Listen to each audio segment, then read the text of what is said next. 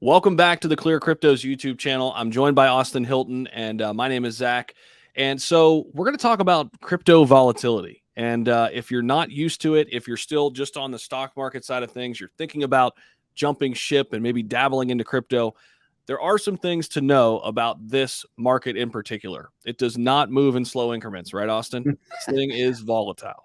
No, I mean, I'm usually the old guy in the room, right? We always laugh about that. And I've been in stocks for 30 plus years, and I've been in crypto for years, not 30 plus. But what I love about crypto is it's 24/7, right? But that's a bad thing. And I do want to talk about that, Zach. I want your opinion on that here in a minute. But yeah, crypto moves, I think, but that's actually a good point. Crypto moves so quickly. It's just constantly evolving. You go to bed and it's a down market. You wake up and it's up, or vice versa. It definitely has what I call the roller coaster effect. So what is this chart here? So this is showing Bitcoin's volatility all the way back since 2010. Okay. So you could just see, I mean, look how big the spikes are up and down. And then a lot of this, I mean, a lot of the big drops you'll see are bear markets, but that's insane. A lot of volatility. Now, I will say this. I mean, you could kind of see this. It was much more volatile early on. And of course, Bitcoin is, number one by market cap. So a lot of times when we talk about Bitcoin, we're actually talking about crypto too, because it makes up such a huge chunk of the market share or market cap, global market cap. Right. But you can see it's gotten less volatile. But here in 2020, this was the big bull run that we had. Right.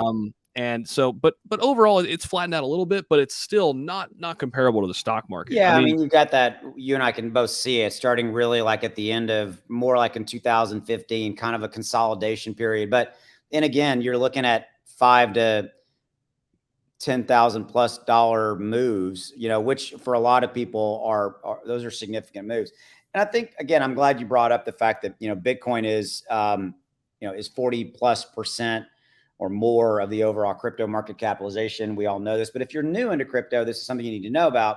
Kind of, there's this saying, right, where Bitcoin goes, the rest shall follow, and they mean that by it being the blue chip, the original, and the biggest number one crypto there is. 40+% of the or more of the overall crypto market capitalization comes from Bitcoin. It moves the market, and so that's why we talk about that. The other one is Ethereum, but I want to go back, Zach, to this volatility and kind of how to survive it, how to weather it. And I think I'm going to say one word: emotions. And I want you to take that and run with it. So what does that mean, and how do we deal with that? Yeah, it's really hard not to trade on emotions in crypto because it never sleeps. And a lot of crypto traders and investors don't sleep as much as they used to either because of that. But that's the first thing. I mean, it never stops, right? And so that's why it's so volatile. And sometimes you're up late at night and you're making irrational decisions. But again, to your point, it all comes on trading on emotions, and you try not to do that. And you're going to have some stumbles along the way. You're going to, get out too early or not get out when you should have. I mean, it's going to happen. Yeah. But you got to look at some of these investments, especially like Bitcoin, like Ethereum, like the top dogs, I call them, the top 10, top 20s. If you're looking at them as long-term investments, you can stomach some of that volatility, and you don't have to trade on emotions. But here's the other thing. You can also, just have your Bitcoins and Ethereums locked away and trade a little bit here and there on some of the smaller caps too. So you can kind of manage that accordingly based on how much money you want to invest in crypto, what your goals are, and what have you. I think it's, you talk a lot about this on your channel. And by the way, Zach and I both each have our individual YouTube channels under our names, Zach Humphreys and myself. My name's Austin Hilton. If you're new to us, hello. So I know, Zach, you really cover this. You talk a lot about diversification, and I want you to listen, give me an example. Zach, I have $10,000 and I want to put it in crypto now. Zach, I know crypto is volatile, but what would you advise me? I know this is not investing advice, right? What would you advise me to break up this $10,000? Where would I put it?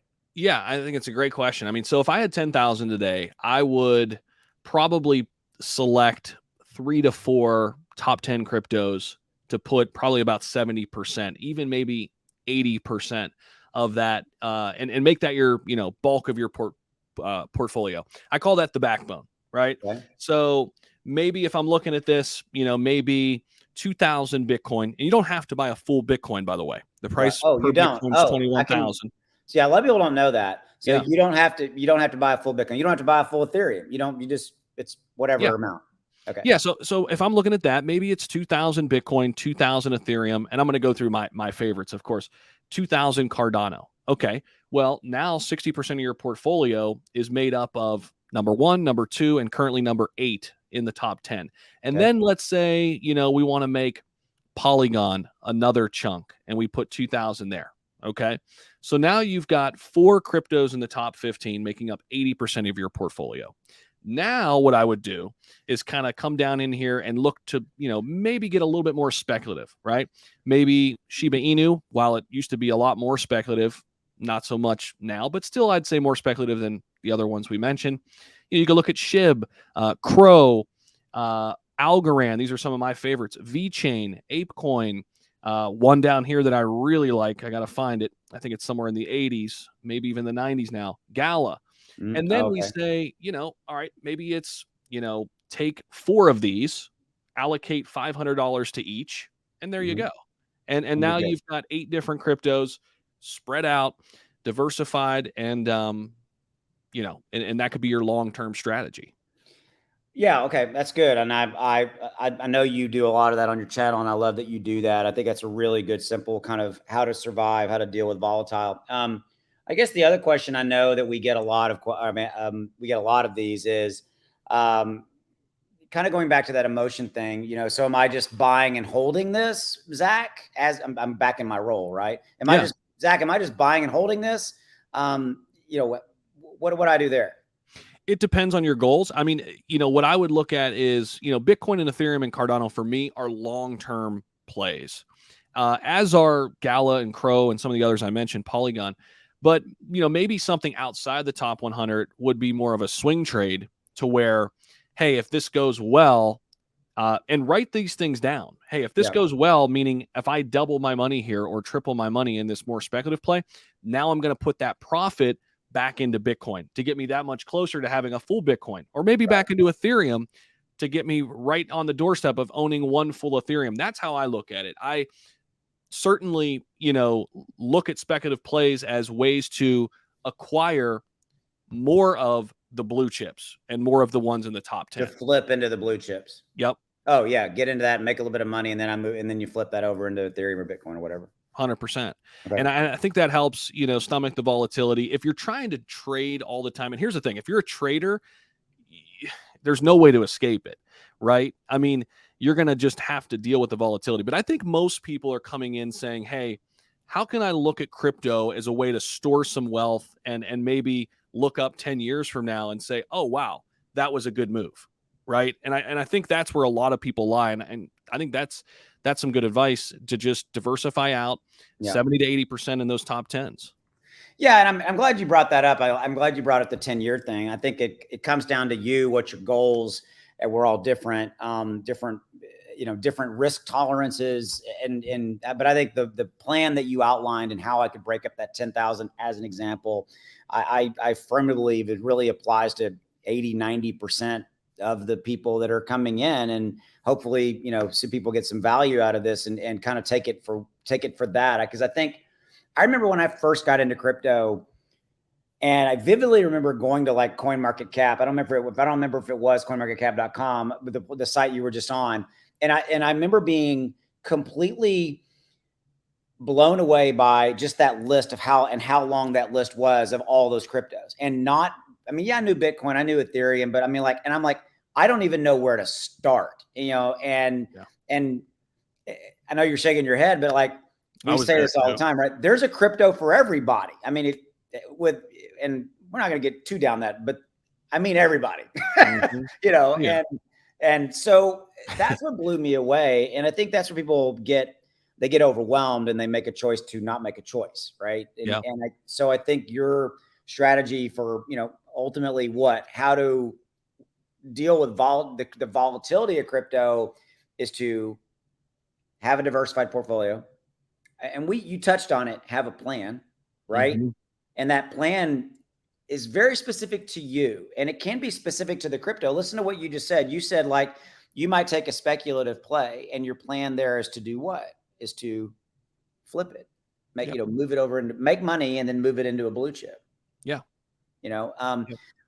My plan, like, for example, like my plan with just Ethereum is that I want to invest in Ethereum and I'm looking like for a 30% return on that. And so I might bleed off profits off of sometimes an Ethereum or something like that.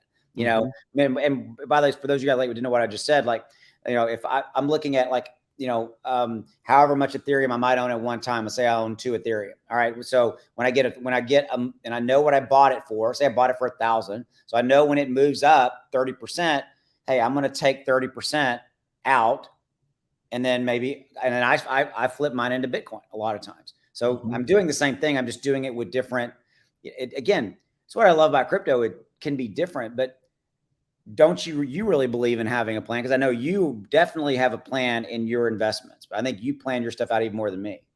100%. But I try to simplify that plan. And I think that's just, I guess, another way to, stomach the volatility. Simplified plan, have a simple plan that you could say, okay, in the next 10 years, I want to have 1 Bitcoin, have 2 Ethereum, 20,000 Cardano, and I'm just throwing out numbers here, and work towards that. You could do that through dollar cost averaging, another way to stomach the volatility, right? I mean, I went to the Bitcoin Miami event. I told you this story, and I'm talking to all these people, and you can always learn from people who invest differently, to Austin's point, and they just buy Bitcoin. Yep, literally, that's what they do. And a lot of them are Bitcoin maximalists. If you're new to crypto, you'll come to see that some people think it's only Bitcoin, and that's okay. Other people think there's a place for DeFi, decentralized finance. Well, we're going to break all that down on this channel a lot more. But yeah, I mean, but it was very simple. Their strategy was very simple, and it's worked out well for them. They've been buying since 2010, some of them 2012, and they consistently buy and buy and hold. But I want to end on this note because we're getting close to 12 plus minutes. I think the key of why it's worked out for them is they had a plan and they stuck to it. And that was a multi-year plan. It was, they're in it for multi-year. And because they've been buying it good in the good times and the bad times, they're ultimately profitable. So anyway, so I think we've covered a lot. So yeah, hopefully you guys got some value here. Hit that like button for us on the way out, and much more content coming your way by way of the ClearCryptos channel.